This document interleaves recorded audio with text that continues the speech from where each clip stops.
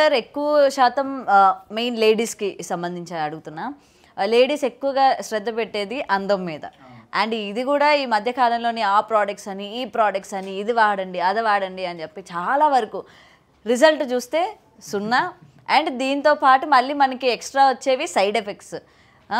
Face పాడైపోవడం, తక్కువ ఏజ్లోనే ముసలుగా కనిపించడం, అంటే మొత్తం కూడా ఏం లేనట్టు ఒక కళ లేకుండా కనిపించడం. పాతకాలంలో చూస్తే వాళ్ళు ఇప్పటికీ కూడా ఏజ్ అయిపోయినా సరే ఎంత కళగా కనిపిస్తూ ఉంటారు. దీనికి ఏం చెప్తారు అసలు?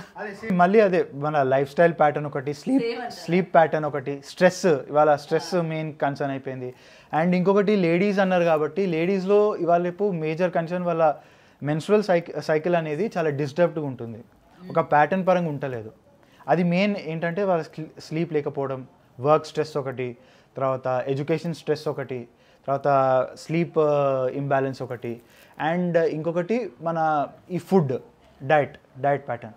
సో ఇవి వాళ్ళు రెగ్యులరైజ్ చేసుకోవాలి. అండ్ ఇంకొకటి మీరు అన్నట్టు మెడిసిన్స్ చాలా వస్తున్నాయి. ఆయుర్వేదాలో కూడా ఇప్పుడు కమర్షియలైజేషన్ అయిపోయింది. సో ఒక కంపెనీని వాడిని అధిగమించాలి అంటే వీడు కమర్షియల్గా వాడి ప్రోడక్ట్ని వాడు అమ్ముకోవాలి మార్కెట్లో. సో వాడు వచ్చేసి యాడ్ ఇస్తాడు, ఇది వాడితే 1 వీక్లో మీకు రిజల్ట్ వస్తుంది, షుగర్ తగ్గిపోతుంది, ఇది తగ్గిపోతుంది అని వాడు ఇస్తాడు.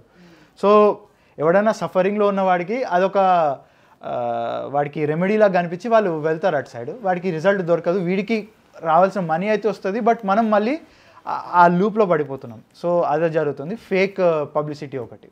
సో ఇవి గవర్నమెంట్స్ కూడా ఇన్వాల్వ్ అయ్యి వీటి మీద స్ట్రిక్ట్ ఏమంటారు రూల్స్ అండ్ రెగ్యులేషన్స్ పెట్టి సూపర్విజన్ చేస్తే తప్ప ఇవి ఆగవు. లేకపోతే ఆయుర్వేద నేమ్ని ఇవి స్పాయిల్ చేస్తాయి.